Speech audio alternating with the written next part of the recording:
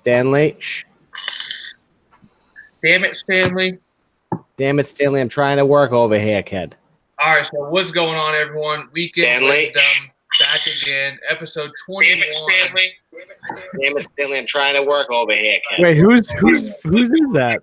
Weekend Wisdom, back again, episode 21. All right, that was me. I'm muted. All right, so what's up, everyone? Episode 21 of the Weekend Wisdom, and I've got Mr. Swaggins, and then I got also Corey, Mr. Poon Sauce McNasty. Hello. So today we're going to go through our buffets first, and then we'll get into a little bit of advocacy topics, but we're not going to read too many articles today because articles sometimes do get boring, and most times a lot of articles are the same, just different state and different stuff going on. So today we're going to kind of get a little bit of everyone's brain into, like, what about the regulations? Like, what are their thoughts, and do they think that vaping is going in a good step forward, as in shows and just in the general public with the FDA and the government? So, Swags, take it away with your lovely buffet. Cool. Well, after last night, if you watched the stew, I had 3 setups and I got through 1.5 of them. So I will just go quickly through my setups. That way I don't annoy people by talking too much and taking up too much time. So without further ado, we'll start with this guy because this is literally my favorite setup right now. This is the Cycloid version 2.1 by Geomods with the Skyfall on top, with totally like pimped out with the extra accessories. So I got the DLC with the white Delrin AFC and white Delrin drip tip. And inside of that, I have Phoenix by Transistor, which is a strawberry pineapple kiwi. And it is fantastic summer vape, a fantastic summer vape. Next, I've got the Squeevo by Cyclone Mods, just came out. This is a DNA 60 squonk device. So far, the jury's out on it. I'm enjoying it because the DNA 60 is just a glorious chipset. But my thoughts are still up in the air about it altogether at this time in the market.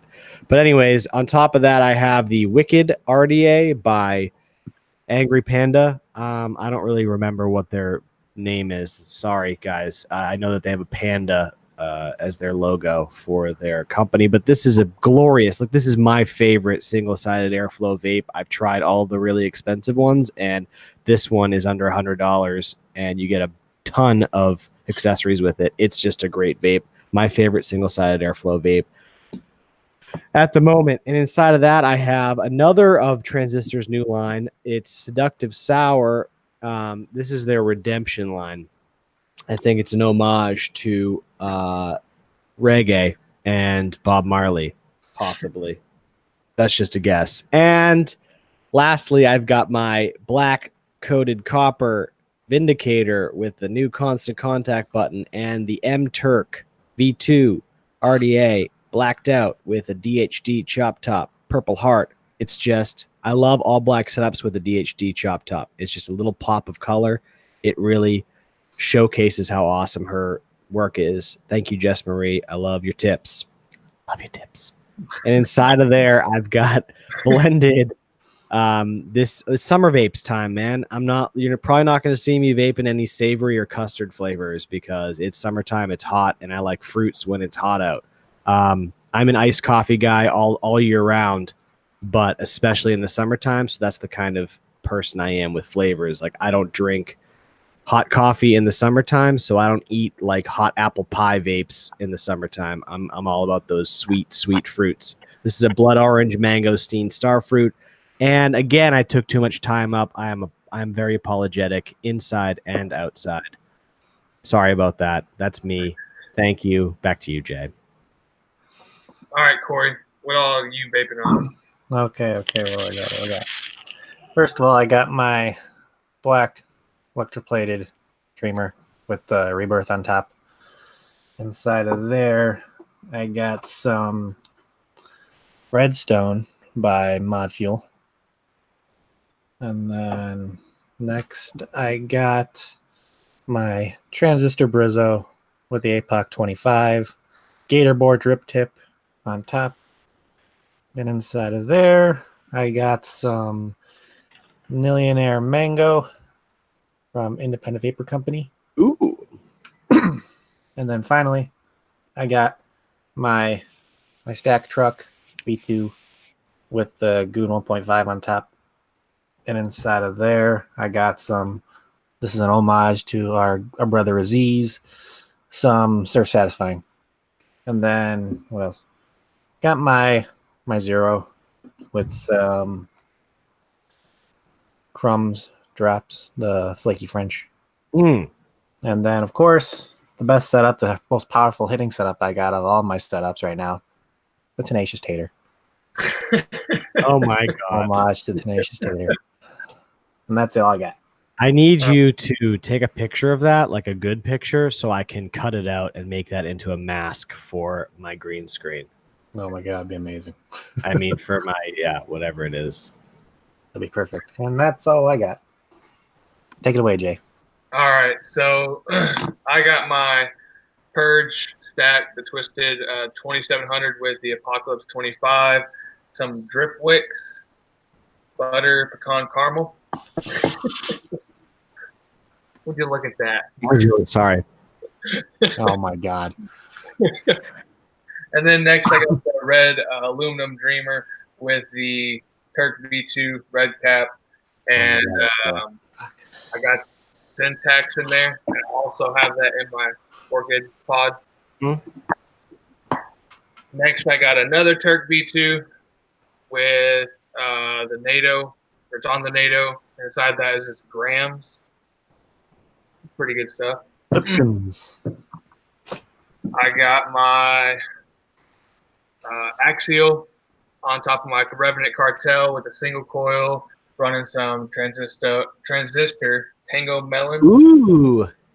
Some good stuff, I guess. And then I got the Goat on top of the Kennedy Vindicator with some corn drops in there. And that's all I got.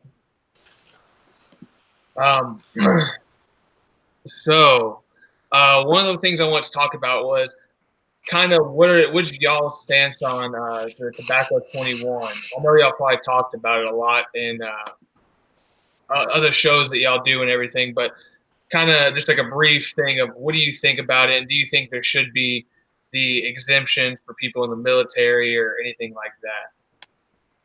No. Well, first of all, I believe that if you're 18, you're still able to like buy cigarettes at the age of 18 while you're in the military. I think they still make it available to you with that.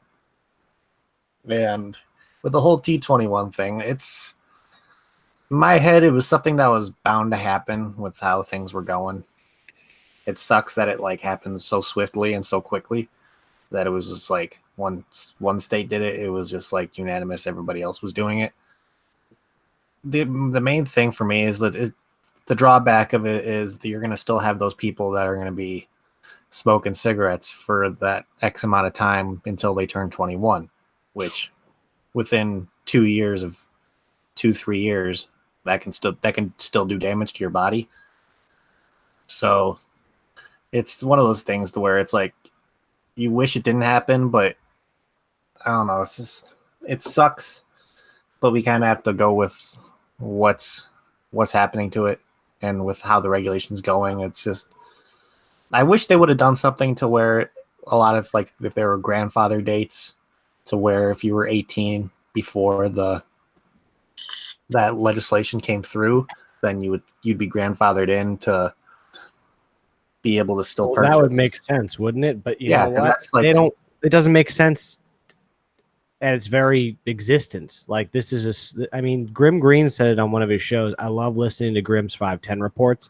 I also love his advocacy portions of his vlogs because he's very well read and he does the work that I don't have to do, right? It's like that. I mean, we could all do this work, but he does it in such a way that he's so eloquent with how he kind of explains it all. He takes all this information that may be difficult to decode, if you will, and he makes it really concise and tells us, all right, well, we already know this is hypocrisy. We already know this doesn't make any sense, but he says it in a way that's actually like a good argument. And with regard to Tobacco 21, he made a really good argument about how, in reality, what they should be doing is coming up with new ways to better regulate tobacco 18, making sure that people, like, if they focus their energy on coming out with policies and procedures for, making sure that people that are 18 years old are actually 18, then that would be the right way to do it. But instead, they're just like, all right, well, it's not working this way. People are still getting it at 18, so we're going to move the age to 21. That doesn't change anything. It's still the fatal flaw of why people are able to at 18 get it is going to be the same flaw that's going to prevent people from being able to effectively prevent anyone under 21 from getting it. You get what I'm saying? Uh-huh. They're not looking at the right problem. They're just trying to put a Band-Aid over it. They're going into it the lazy way. Pretty much what we're summing up to be. They're not putting any effort into digging deeper into how stuff is happening, and they're just taking the easy way out and saying, oh, since 18 or older, people are still getting hold of it. Maybe if we change it to 21 and older, it might be more difficult, when in the end we all know that it's probably not going to work. Like how we always say that if people want something, they're still going to find their ways to get their hands on it. So it's like, to the 21 and older doesn't really matter, because people are still going to find ways to get their hands on it, even though they're underage. Right. Yeah, that's like something I always say is, why are we trying to make more laws to fix the stuff that we couldn't, or that they couldn't actually regulate, whenever we should reinforce the laws? That should be going on, instead of, oh, well, that law, so let's make another law for that law to make it a little bit better. And we all know it's not going to work, but that's the thing that's really annoying. What's a better policy is refining access. You have Juuls and all this stuff in gas stations and convenience stores. You should be saying, all right, let's come up with a regulatory law that says there's only specific places that these can be sold. Please think about it. That'll also help with all this the auditing, like Nick was talking about last night on the stew with his in the vape shop or whatever, day in the vape shop. He was talking about how many different companies are auditing them now, not just the state, the government, but also like Juul and actual companies that are in vaping. Think about them having to then go into gas stations and convenience stores. So they have to audit all these people. In essence, just keep these products. If they're a specialty product and they're a cessation product, they're not calling it a cessation product. They're calling it a tobacco product. But if it's a tobacco product, keep it in a tobacco product retail store. Keep it in a vape shop. Keep it in a smoke shop, if smoke shops are going to sell glass and vape stuff. Mm-hmm. That way you can have specialized staff that understand the process, because you have people that are selling slushies and selling gas and scratch tickets and Joe Blow, etc. And then they also have to sell vape devices. These people are not qualified to be selling all this stuff. Mm-hmm. They're just there as a gatekeeper. They're a convenience store clerk. Yeah. That's a better way to know that what makes the Juul and stuff so effective is the convenience of it. So it's like a double-edged sword, because you want this stuff to be convenient to people, but you want the people working behind the counters and stuff to be aware of what they're selling and be aware that some items have certain age restrictions. So it's where it's like, I would love to see the convenience of it still, where having in vape shops and like gas stations be okay, but you need the people behind the counter to be aware that they need to be more in depth with, you see people purchasing this kind of stuff, you need to ID them. You need to automatically, like, before you even take their card, they need to have their ID out showing you and all that. There's a fatal flaw already though, because in essence, if you get a zero nicotine e-liquid in a device, mm-hmm. there's no tobacco there. So you can't get a zero nicotine cigarette.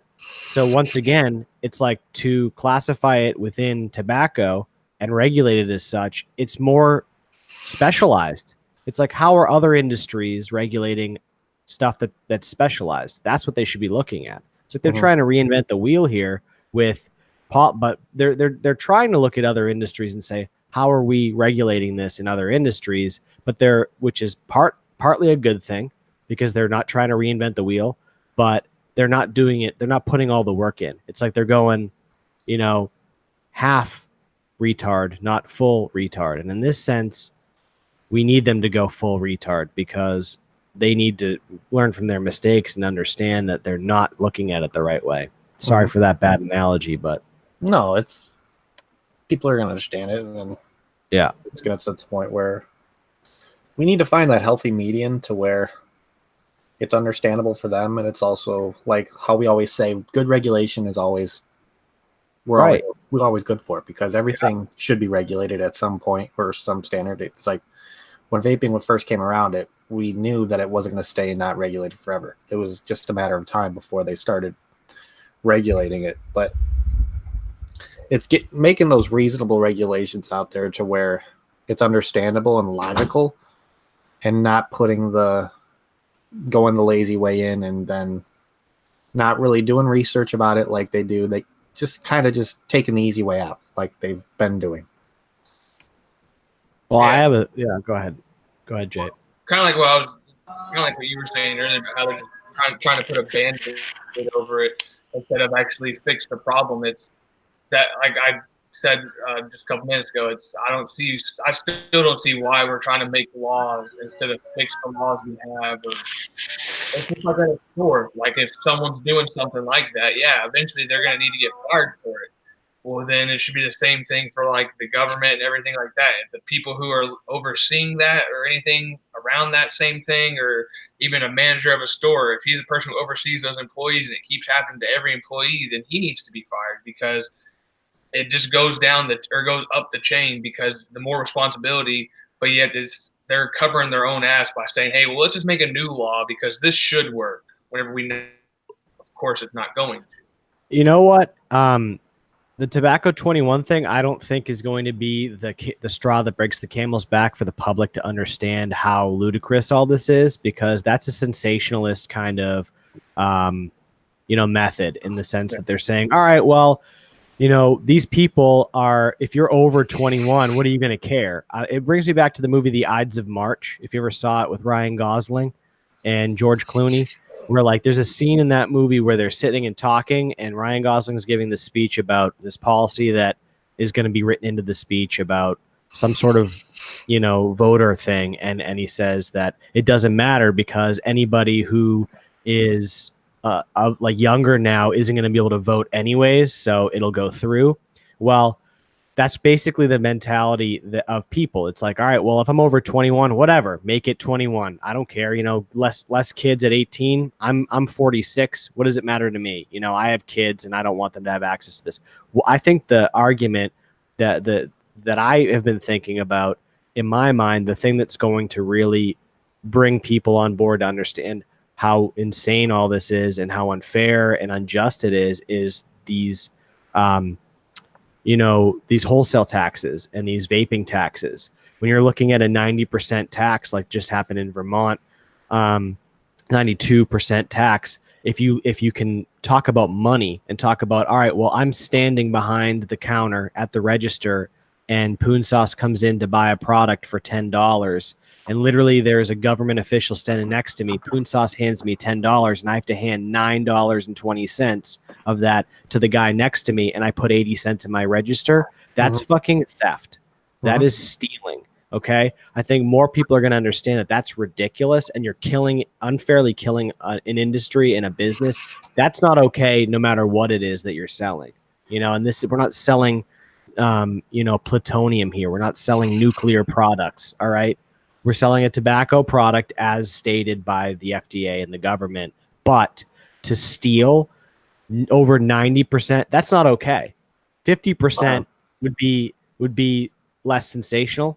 Like it would be like, all right, well, they can make an argument for this is fair. We're just trying to show people that we don't want this and blah, blah, blah. But 90% is literally saying this is not democratic. This is literally autocratic. It's saying we don't want you to exist, and we're not being shy about it. That's not okay. And I don't think that Americans are going to be okay with that. If you see that falling suit with a lot of other states, you're going to have a lot of more of an outcry from general public people being like, are there better policies you can come out with? Because this doesn't seem fair. Okay. This seems like, all right, well, we want to protect the kids, but you're literally destroying people's livelihoods by stealing from them. Definitely. It's one of those things to where it's tough. It's a tough pill to swallow. It really is. So it's kind of one of the way I look at it too is like the more it gets out there where they're making more of these regulations, the more people will kind of wake up to what's actually going on. Hopefully that's the way I want to see it. It sucks that it would have to get to that point to where these ridiculous regulations are coming out there to where people open their eyes and they pay attention to, and they don't pay attention to the stuff that's actually going on before it hits them. I mean, like, I forgot Shane said it to where, oh, this happened in a different state. I don't have to worry about it. But then eventually it will get to that point to where it happens in your state. And then you have nothing else to say and Jay's gone. Yeah, Jay's gone and I'm looking over at the stream and I'm still like big, but I don't know if you spotlighted me. Hold on. I can't make you big. I'm not used to Hangouts, but anyways, I'm totally with you, man. I think that we know regulation's going to happen, and I'm not worried about any of this. I want to say that I may seem like a dick or a jerk because I don't take advocacy seriously sometimes in some of the shows. Some of the time that's just playing devil's advocate, and Poon Sauce, you can speak to that. Sometimes for the purpose of conversation, you have to talk about the other side of the coin. But I want to stay positive. I want to say that I've been doing this for a while. I've seen the regulations. There are a lot of people that are like, oh, blah, blah, blah. I think PMTAs are more of something that you're going to see jog the system and more things that are concerning, because like we were just looking at a wholesale account, right? Because we have a lot of friends that work in the industry and whatnot. We were looking at, I was thinking about this a couple nights ago, the person who was showing us the wholesale website or whatever, because they were stocking for their website or whatever. And they hovered over the juice selection, the e-liquid selection. And you had probably 200 companies in a tab. And I was thinking to myself, after PMTA, what is this going to look like? It's going to dismantle this, but it's almost like a reset. You have all these companies that are doing it the wrong way or not really conforming to it, or they're just trying to make a buck. And the PMTA thing will purge us of a lot of those companies. I'm sorry if one of those companies makes your favorite e-liquid or whatever. It sucks, but I think it's going to purge a lot of what's out there right now and push forward with a lot of the companies that are more serious about it. But you're still going to see companies come back, because I don't think this is going to stand. I think they're going to try this process, and you may see some companies disappear as a result of it, like throwing the towel. But I honestly want to continue to hold on to hope that it's going to be a positive, that we're going to survive this. I know we are. It's just going. This isn't a calm before the storm. We're in the storm right now. The storm, the volcano, the tornado. See, I'm not from the Midwest. You guys have seen them. You could speak more to tornado science. It's getting closer and closer and sucking up all the shit, but it's going to pass by, and there's going to be debris, and there's going to be shit to pick up. But I feel like there's going to be. It's not going to be a for the rest of life. There's going to be a time after that cyclone passes by where we can pick up the pieces and continue to be an industry. And we need to be here spouting that just as much as these things are real, that there's going to be an after part. We can't just talk about, all right, this is what's going on now and it sucks. There's going to be an after, and this industry is going to survive. It's not going to look the same by any means, but it's going to survive, and we're going to find ways to adapt. That's what human beings do. And sorry for my spiel. I'll be quiet for a little bit. I'm back now, dude. I don't know what happened on my end. Well, I've been, for some reason, it's not going big for either of you guys, so I took that time to talk the whole time. But now it seems to be back to popping up with you guys, so we're good. Yeah, so we're good now. Corey, do you have anything on that one? No, he pretty much summed it up to everything that should be said and probably needs to be said. Oh, maybe I should have a show. Maybe someone should just give you a segment, That's what I always keep putting in the chat. That's why Stan Stan is very good at making sure that I don't do what I just did, which is verbal diarrhea, because I guess I could talk forever. I don't know. So another one I want to bring up is, I know that I believe Michigan, they did the laws separate, or they made it to where tobacco and vaping products are going to be looked at separately and not together as a whole in one big basket. And one of the things that to me is really annoying is not really for them, but the other places that are doing like the wholesale taxes and everything, they're going only after vaping products. But yet, if it's all going to be together as one, right, the 90% tax should go onto a tobacco cigarette. But that's the thing that's making me mad is they want to put them all together, consider them all as one, but then once they do, they want to try to split it up and make loopholes. red tape. I don't really like the way they're doing that, just because it's not fair to what they're going by. They're taking the long process at it to me. If they're doing it that way, where they're trying to classify it all in one group and then separate it again, it makes no sense. Because why don't you just go out and separate it right off the bat when you're creating more time and more effort that's going to be brought into making a new classifying as a new thing and kind of separating like vaping from tobacco products, but it's also going to have its own flaws with the legislation and all that kind of thing. And then also because if the governor came out with that statement, there were some things that were okay in my head, but there were still a lot of things that I wasn't really agreeing on when they released that statement. Like, you know what I think? Go ahead, finish your thought, and I'll tell you what I think. Oh, I just finished it. All right, cool. Well, I have a good story to tell you guys. That's kind of an analogy, right, to what's going on here.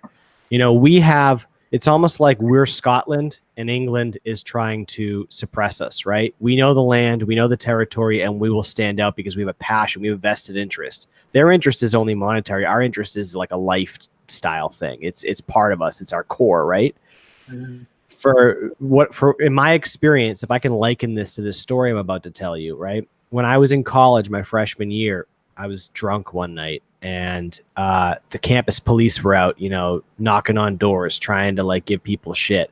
And we're standing outside smoking butts, because I smoked butts at the time, right? This was like 2006 and or 2005, 2006.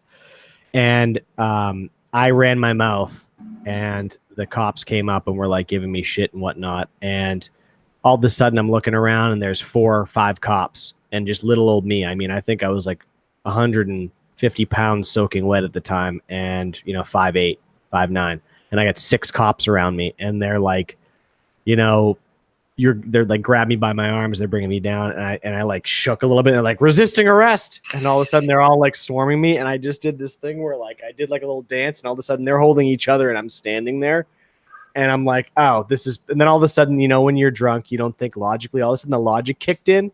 Like I was no longer watching myself. I was in my shoes, and I was like, I need to probably just comply. And so I started complying, and they like threw me on the ground and put the cuffs on me and whatnot. But later on, like down the line, they were trying to, because I embarrassed them in front of a bunch of people, they were trying to get me with assault with a deadly weapon.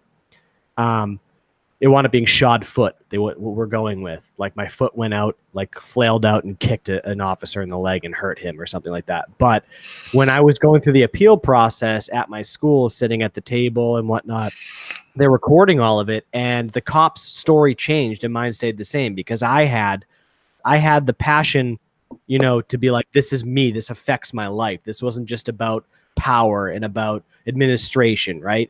So that's where it ties in to what I was talking about, in case you lost the point. The point is that I sat there and I won, because it went from I swung at one of the officers, I elbowed one of the officers, to I kicked one of the officers. Their story changed so many times that it just on record didn't work. It was like they lost their argument because they changed their story and their subject matter so much. That's what I see happening with vaping, is like, as much as they may have a vested interest in money and they may have all the power to regulate, if their story keeps changing, if they keep saying it's a tobacco product, it's not a tobacco product, we're going to regulate it as a tobacco product, but tobacco is going to be separate if it's combustible, blah, blah, blah. People are going to start to be like, what the F is going on here? Just regulate it as a separate thing. All right, it's not tobacco anymore because you guys have tried to regulate it and then you changed your minds. So I just see, we just need to survive this thing. And that's what we're going to do. We're not going to disappear. We're going to be passionate, and this is our thing. And I feel like the more that the FDA and all the regulatory bodies of government continue to change their role on these things, the more that we're going to have a defensible argument, the more that we're going to find ways to be able to have our own loopholes and our own arguments around this debacle that we see right now. It's just frustrating because we're in the moment, you know? Yeah. Yeah. And it's kind of like he says, they're not really doing it because they have a passion, kind of like you won your case because this was about your life and you had a passion because of that and you were speaking passionately. They were just doing it because they were embarrassed or because of whatever other reason or to get money. That's kind of like another way I felt was the story tied together was that when as vapors and we speak about vaping, we speak about it with passion. Like I do this show with passion, not for myself. I'm not trying to get views. I honestly don't care if if only one person's watching, as long as that one person gets something out of it. It's the same thing with all the vapors though. We speak with passion. We have a passion for this. They're just doing this because they want to be able to get money out of it. So like you said, the story keeps changing and everything. It's eventually going to play itself out to where we're going to get looked at and be like, you know what, y'all were right all along. Kind of probably like what's going on with cannabis right now. Hey, Right. we're kind of right all along. Well, let's go ahead and let's make it legal and we'll slowly start rolling it through. And history repeats itself way too much in America. And the thing is everyone says, oh, well, you know, history repeats itself. It's just something that's going to happen. Well, yeah, after it happens once or twice, then what do you do from that? You learn from it and you fix your mistakes. If you keep making the same mistakes, then, yeah, you're going to live up to the myth that history repeats itself. And honestly, that's what the U.S. government's doing by restarting everything or re-adding a new rule or re-adding a new law. That's pretty much what they're doing is they're just making themselves look dumb in my eyes. Right. Yeah. It's pretty much to where you're going to see them making all these legislations and all that stuff, and then they're kind of going back on what they say a little bit. People are going to start seeing that each state has a different story and a different thing, and so people are going to start realizing, wait, if one state is doing this and one state's doing this, like things aren't going to add up. Things aren't going to make any sense. People are going to be changing things. Like you're going to come out with one legislation, and then 3 months down the road, you're going to change it again to something different. Like, why did you come out with this in the first place? Something must be up. When it affects the kids, because that's the best, like the voters, the PTA people, you know, the moms, the dads, whoever's invested in their kids' lives, and they're the ones that are like these people that are speaking, and for whatever reason, they want to be political people, they want to move into politics, etc. I don't know what's in it for them. Maybe they just like to do that kind of stuff. Humans are weird things, but I think that it's going to get old. This is all hearsay. Obviously, we don't know what's going to happen, but I'm just saying from a different perspective of like just looking at the writing on the wall and kind of like we're at a point where what's wrong with trying to look at alternatives? What's wrong with trying to say, all right, well, this can't last, or, you know, not being doom and gloom, you know, not saying, all right, well, the writing's on the wall. Well, I think that, like you said, marijuana has existed. And if you've ever watched like any show from, you know, 30 years ago, or even just watch Fear and Loathing in Las Vegas, I think there's a scene where Johnny Depp's character goes to this convention, this police convention, where they're talking about the effects of marijuana, and like they're just showing it in such a negative light. And it's like time buries those kinds of sentiments, because I don't know if it's the money behind marijuana or what. But I'll tell you what, once again, to go back to that point that I made where, hey, if you have to cut the grass, you know, if the grass is long and you have a bunch of creatures living in that grass and all of a sudden the lawnmower comes and Peter Rabbit and his whole family have to hide and move to go somewhere else because they can't live in the high grass anymore, that grass is going to grow back, all right? So it's like if they cut all the grass, if they come through and they overregulate and the PMTAs kill a lot of the businesses, some businesses are going to come back that are money-backed, and they're going to change things. They're going to be giants, whatever, but they're going to also make way for smaller companies to have a foot in again. So I honestly just want to keep looking at it like that. It sucks right now if you own a company, absolutely. But as a consumer, as a person who loves and is passionate about vaping and wanting to convert other people, there are some obstacles in the way, but it's not going to disappear. I do not believe that it's going to disappear and go away completely. No, it's going to be a really hard thing for them to make that go away.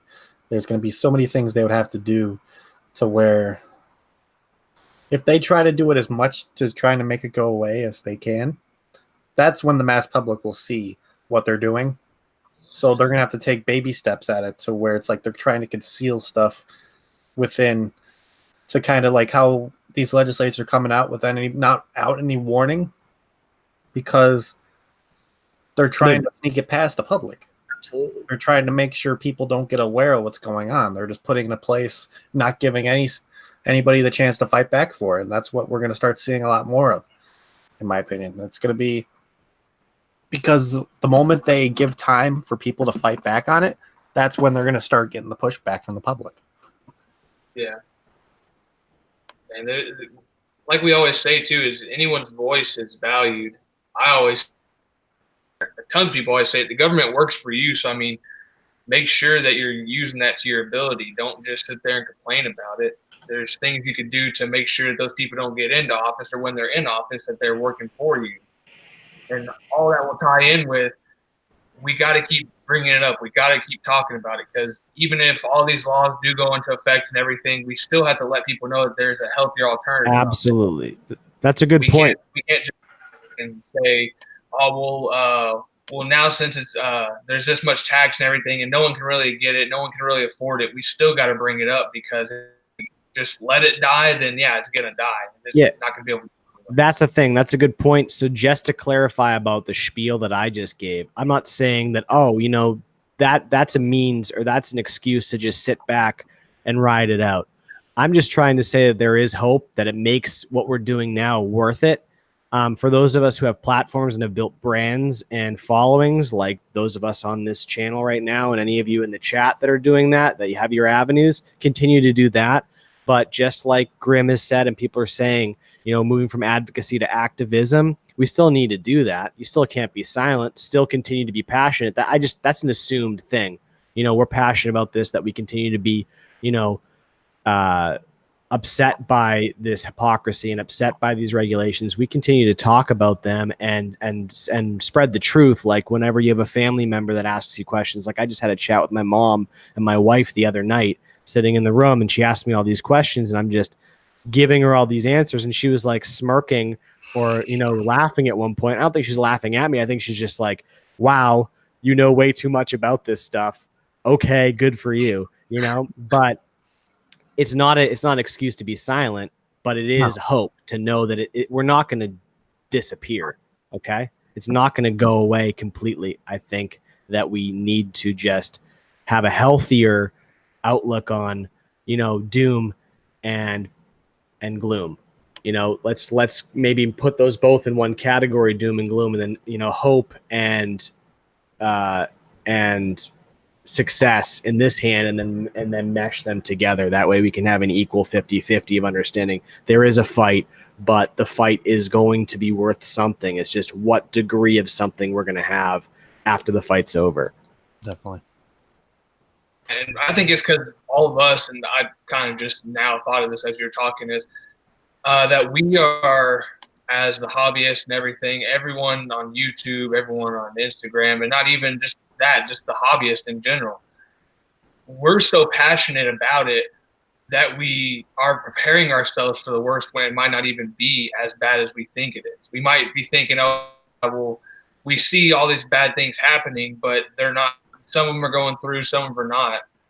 But we're preparing ourselves for not just around us, but within our small little group, or like, say for me, like Texas. I'm pretty much preparing myself for the worst for Texas, like the Tobacco 21. Say if we get a 90% sales tax, I'm preparing myself for that, and that's why I'm saying this to everyone, is because we need to prepare ourselves for what's going to go on around us. We need to be so passionate that we're not just saying, okay, well, kind of like Shane, oh, there's nothing going on in Alabama, I don't have to do nothing.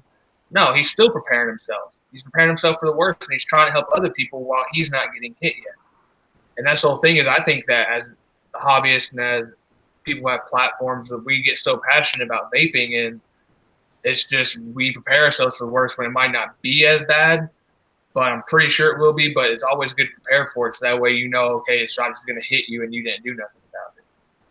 It's always good to prepare for the worst, to be honest, because It can give you ideas to kind of get like things you want to prepare yourself for, take what steps you have to take to possibly make some changes, all that kind of thing. So give like how if you're like how these local advocacy groups, they're the mindset they should be preparing for is the worst that could happen, like a flavor ban could happen, because they should have the right avenues to fight against it. They should be preparing themselves with information and all these statistics and stuff to go once that stuff comes in, they could automatically go up there and say, we have all this information ready, time to fight back. Yep. And we all have our different ways of doing it. For me, I've been doing this now I've been vaping for 5 years, and I just got plugged in to this, to the Stew Crew, and then Vapor Swaggins as his own brand and a platform and a mouthpiece for whatever I feel like, with a vape connotation, right? An undertone of vaping, but basically for a year and a half. So anybody here has the access to do these types of things. The only reason I build this brand, I'm going to more shows because I want to hang out with my friends. I want to support the industry. I want to support the businesses and the modders. That's why I like high end so much, because I have more of a vested interest. I feel like I have more of a connection to the actual product and the mentality behind the product. When I'm in high end, because I can't talk to Watofo. I can talk to like friggin' Kim from Watofo, who's a rep, but which rep is it? I don't know. Basically, not to get too lost in that point, I'm going to these shows and I'm building this brand because the more following that I have, the more people that are like-minded that follow me. That's why they follow me, right?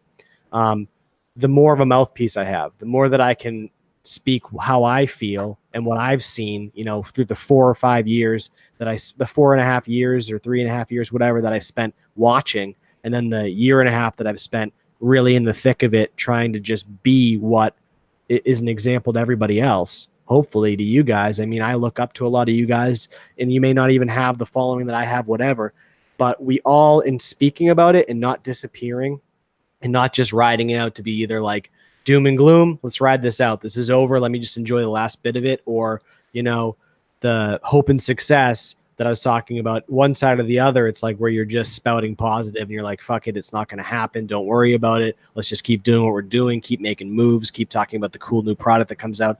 Either side of the thing, I think that we just need to find a healthy middle ground to understand actionable items. Think about a lot of people there are people that say this. I watch a lot of shows. I think I was watching the Phoenix Vapor Show one Wednesday night, and one of the panelists on there said that he likes to get people angry because when he gets them angry, they can't make an effective argument. So don't get angry. Let's take word of that. I don't like that methodology. I don't like people like that. Honestly, that guy, for saying that, I kind of want to slap him in the face and be like, you dick. Why?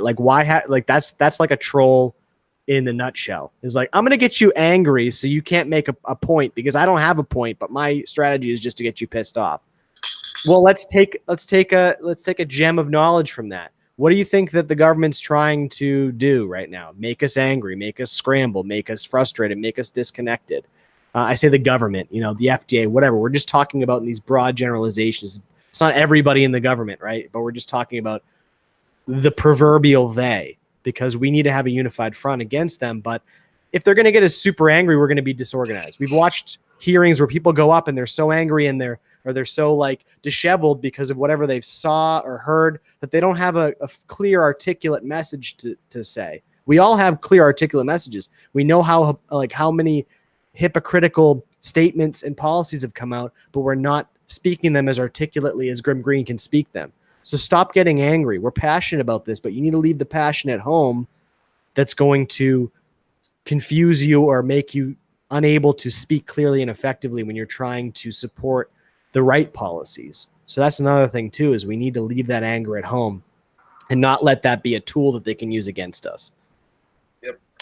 And that's one thing that I've been on Twitter a lot lately, and a lot of my posts lately been something around that. Kind of like what's all going on around us is making us all angry, like you just said. It's causing disorganization, and it's also causing breaks in the community. And we, like Shane, I think Shane said it last week, we need unity in the vape community. And I was like, dude, that's a great slogan right there. He's like, oh, I Great didn't even think T-shirt. about it. Yeah. I was like, oh, I'm gonna make that up on Teesprings real quick. Yeah, But bro. it's true. And I think it's Oh My Buck. He sent me a post the other day and it says time's up. And I really, when I read this, I kind of got a different thing than maybe what other people would have, but it was pretty much, we need to stop calling people out. Yeah, it's good to call them out, but hey, like, oh, okay, yeah, we have these trickers out there, this bait model who doesn't want to do advocacy. Yeah, call her out, but don't make it a big deal. Yeah, maybe call her out on Instagram, YouTube, whatever. But then if it's like 6 months down the line, a year down the line, you're still bickering about it with other people, you're causing more breaks in the community. And honestly, yeah, they might not do nothing, but what we pretty much need to do is say, hey, this person, Vapor Swaggins, needs to do more advocacy. I don't know why he doesn't do it. He has such a huge platform. Why doesn't he do it? And just leave it at that. But then once we keep taking it on, it's going to keep making more and more breaks, and then it's going to cause more conflict. And then we're not fighting the same fight. Now we're fighting fights against each other. Right. And it's just making everything worse and worse. And honestly, I've done some calling out. I know a lot of people have done calling out on people for not wanting to do advocacy, mainly people with the big platforms. And honestly, I would say keep doing it, but just after you do it, just drop it, leave it where it's at. If it never comes back up, don't bring it back up. Do it in a respectful way. How about that? How you can be respectful in a disagreement. I mean, that's why the difference between an argument and a discussion can have differing opinions, but it maintains that discussion that this is mutual respect. We can respect each other because we all know that we have a common ground here. God knows we all come from different backgrounds and facets and beliefs, all that stuff. I could, get all sentimental and Hallmark here, but that's just a fact. We're all different people that came together through vaping and have put all of those things aside, political affiliations, religious standings, moral fiber, integrity, whatever, whatever words you have for things and definitions you have for what it means to be a good human being, we put that aside for a common ground, which is vaping. So obviously there's going to be within our community people arguing with each other because when you spend more time with each other or whatnot, or you get to know each other more, you may have other aspects outside of vaping that you don't agree with. How a person thinks about one thing or another thing or how they hold themselves, blah, blah, blah. But that's just content, right? But what can still maintain that fiber, that mesh that keeps us connected, right, is the fight. So we all have an equal passion. We all have a common ground there. So no matter whether I agree with Jay Hayes or whether I want to call out Rip Trippers, right? It's like we all have a common ground. So they can do their thing and have their brands. But at the end of the day, as long as we can come together to fight the big fight, the main fight, then we're good, right? We should be able to do that. That's taking the anger out of it. There's going to be drama, like Jay said. And I agree with you, dude. I think that it's good to call each other out, but in a respectful way. Like, think about calling someone out and think about the nice way to call someone out. Is it publicly? Is it privately at first? Do you private message someone first? And if they don't respond to you, then do you take it to a next step? Think about it methodically. We have to be good communicators here. Mm-hmm. You got to think about it in a logical way too. You can't just go full out and be like, okay, I'm angry that you're not doing anything, and just like completely like go at them and just until they like you're going to try to make them fold. That's not going to happen. That's not how these people are. If you go at it in a respectful way and kind of just saying like how my outlook would be, I really enjoy your guys' product. Like if it was a company or where it's like, I really enjoy your content or your product, but I'd like to see more of this. They might take that into account and you might start seeing more of it. Mm-hmm. Show them that you respect them, but you'd like to see something else. You'd like to see more. Oh, yeah. That's where people would go into it and kind of think about it. Well, it's like, well, they might be right. Twitter. Yep. How do you guys talk about Twitter? Twitter. I honestly, one second. Like Michelle Lynn said, band together or be banded together. And yeah, we all do need to come together and we all need to fight the same fight instead of fighting against each other. But Twitter for me, honestly, it's I like Twitter. I don't really tweet that much anymore. Whenever I first got back into advocacy and really watching the 510 report, I was on Twitter all the time and I was retweeting everything I possibly could, tweeting at everyone. Now I mainly just use it for you can get some news on there pretty quick than what you would get an article. You get it faster on there because there's a lot of new stuff that just pops up on there. Like, hey, here's a recording of this, or hey, here's a little small article from the news on this.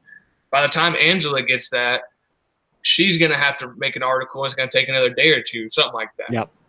I mean, you can get super fast information right there, and you can post links. You can, like, say if you want to comment back to someone and they're saying something about popcorn lung, you can post a link to them on like a comment, and it'll take them right to that. Yeah, and that should diffuse the argument right there. If they're not going to read that article, if, you know, depending on their response to you, and then that's highlighted, right? And then, I mean, think about it this way: it may be just a random person you're talking to, but what if it was a state official?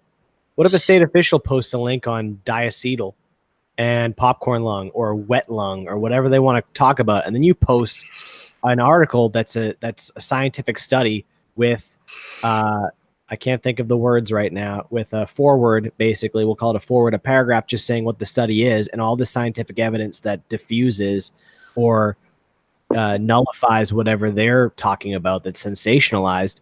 Other people may see that and read it. Like Jay said before, if it's one person, that's one more person. That person could be the next Bill Gates of saving vaping. You know, that's a really rough illusion, but you know, you get what I'm saying. Like, that person could be a big deal. That person could be the purple-haired woman with the thick glasses from San Francisco that says, oh shit, well, I'm going to change my role here. You know, I'm going to fight for vaping as opposed to against vaping. That's all you need, is one fire to start. Mm-hmm.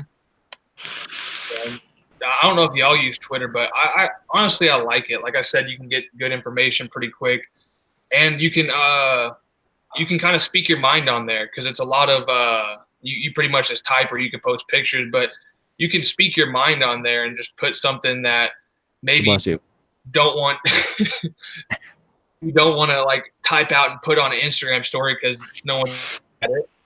And honestly, on Instagram, whenever you sit there and you make a whole caption and everything, half the time, do people really look at that, or they just look at the picture and video and like? Because I know there's who do. Honestly, I don't. I sit there and I read the captions, because a lot of times captions have some kind of meaning to them, and sometimes they're funny. But yeah, I mean, and you can find people who are tagged in there and there, all that, and find new people. But I mean, Twitter's like the Instagram without pictures. You get the good captions, you get everything, you get what you're trying to speak, but with no pictures, so it makes you read it. Think about it this way too.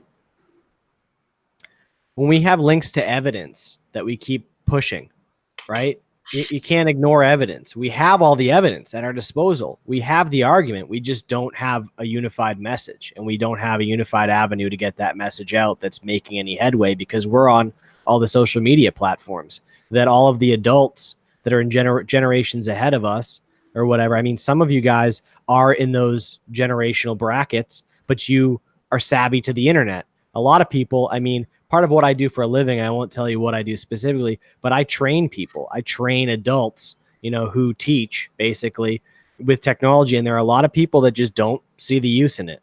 You know, they're just not, they're not adept. They are inept. They are ignorant to the power of technology and the internet and all that stuff, but they understand Twitter, right?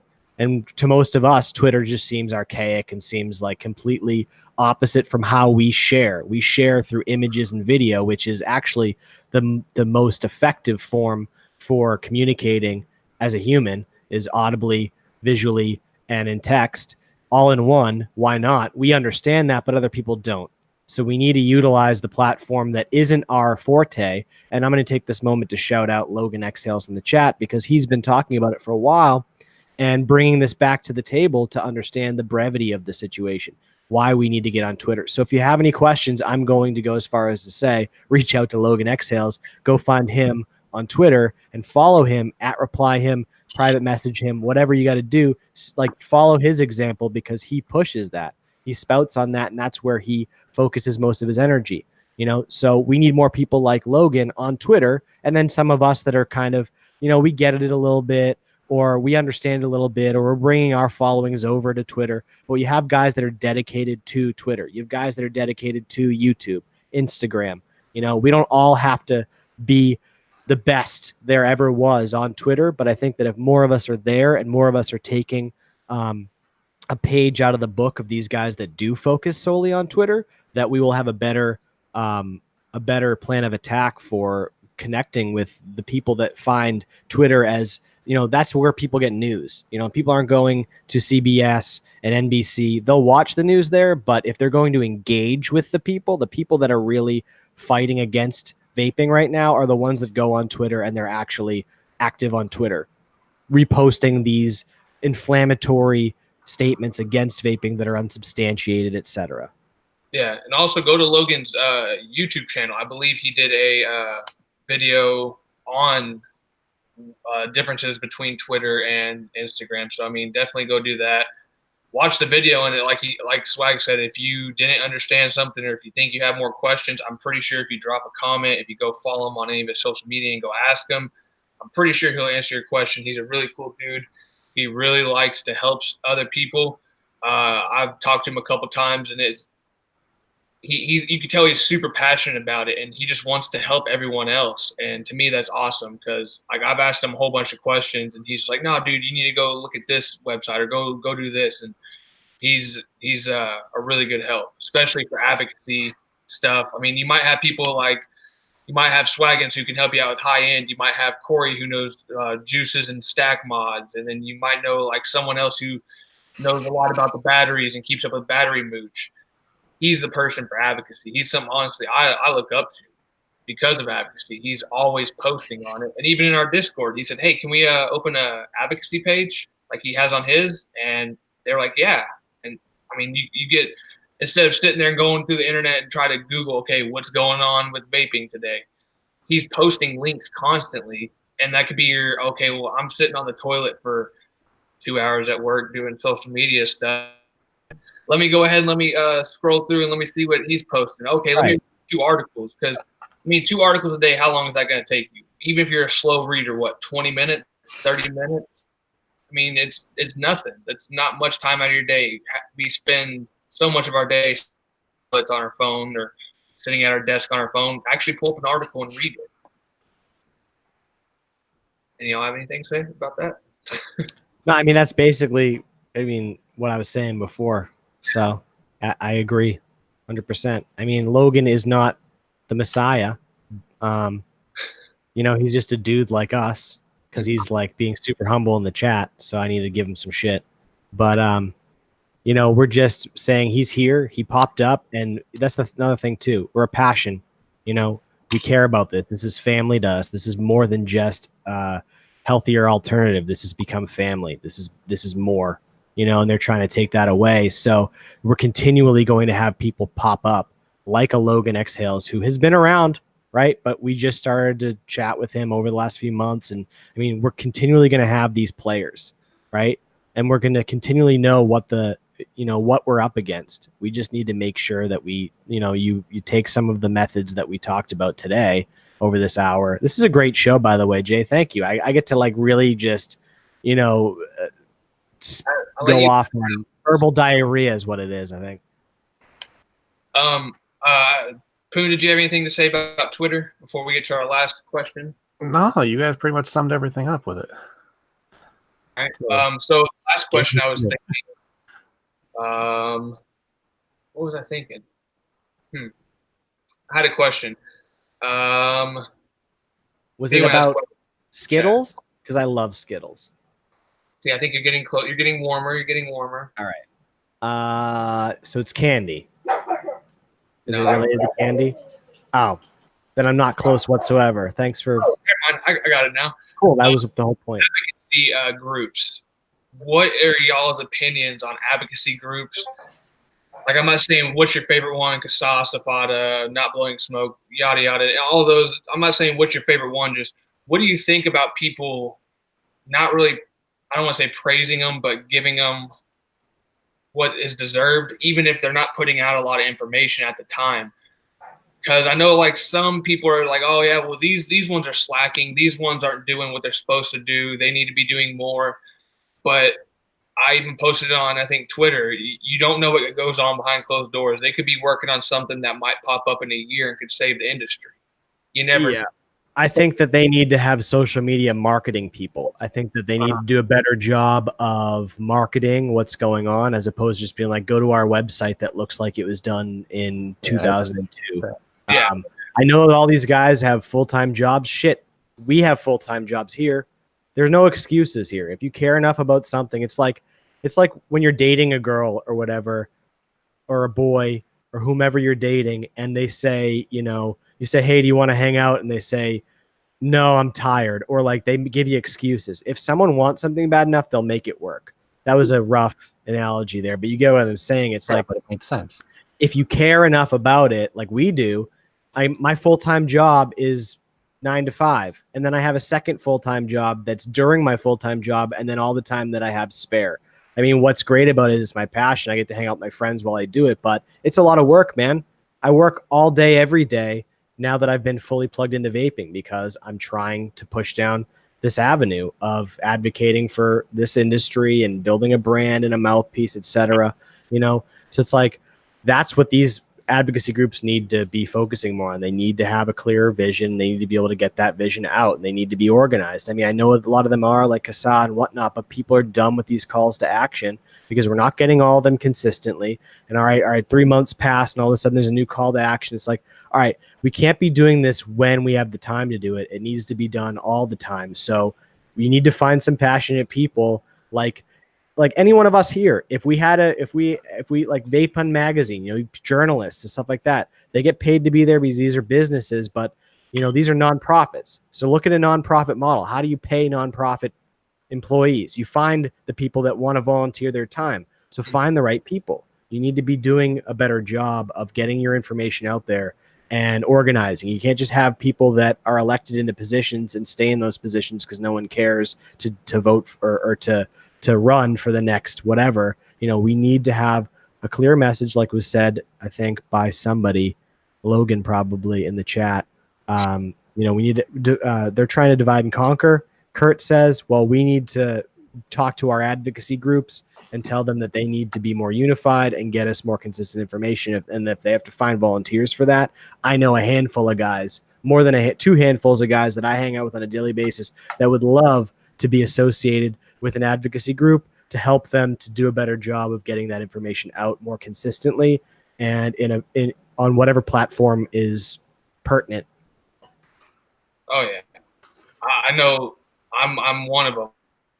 I'd love Absolutely. to be able to help out with stuff like that, and that's why I do a channel like this, because eventually I want to be able to take it somewhere bigger to more followings and stuff. Because honestly, I mean, if someone sends me juices, mods, and all that for doing advocacy or having my channel, having a following, honestly, I do the reviews just to keep some people entertained, and because I want to show y'all what I'm vaping on. Because I mean, half the stuff I get is really cool. Like, you don't see me going out there and buying a whole bunch of smoke tech boxes or anything like that, because I want something that looks cool to me. That's why all my reviews are good. And that's the thing is they need to find people who are passionate about not just, okay, yeah, this is something cool that I have, but something that actually saved your life. Because, I mean, like, the people around my town, that's the one thing that they are very passionate about when it comes to vaping. There's a 72-year-old man that goes to the vape shop all the time, uses the little skinny Ego Aspire tank. Yeah, and he has the Ego pen, and he has like some small little box mod that doesn't really do much. And that's the one thing he's super passionate about is he's, okay, yeah, I have this crappy old, probably 5-year-old setup, but it's saving my life. It's keeping me from going back to something that will take days, minutes, hours, years out of your lifespan.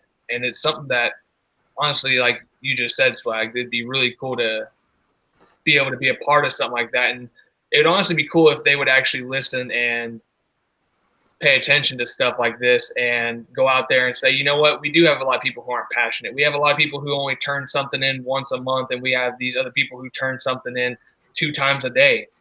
Go after more of those people, get rid of the other people. But I feel like that's something that we all have problems with in any day-to-day job. But when it's something that you're volunteering for, that's something that you need to make sure you're actually doing.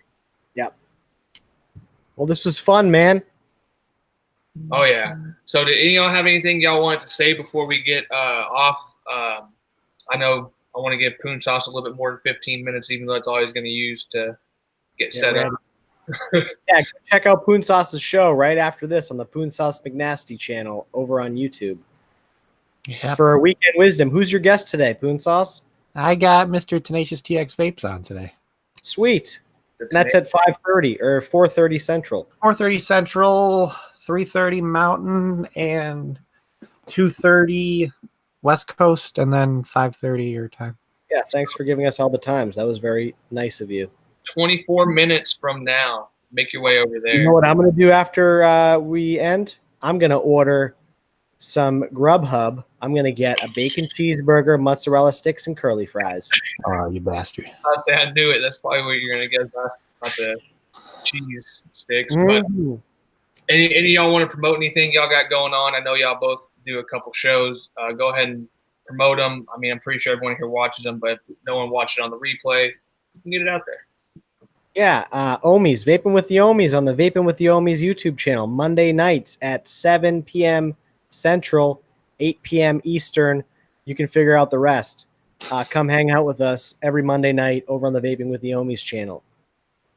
Yep, same thing. All right.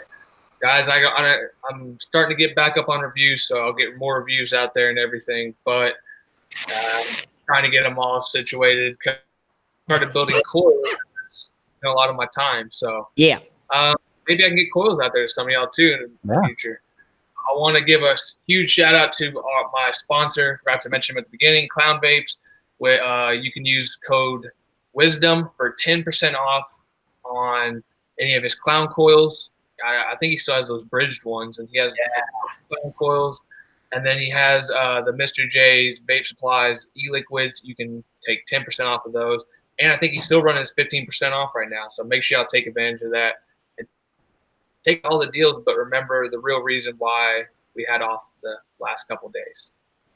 But I'll see y'all next time. We are out. Later.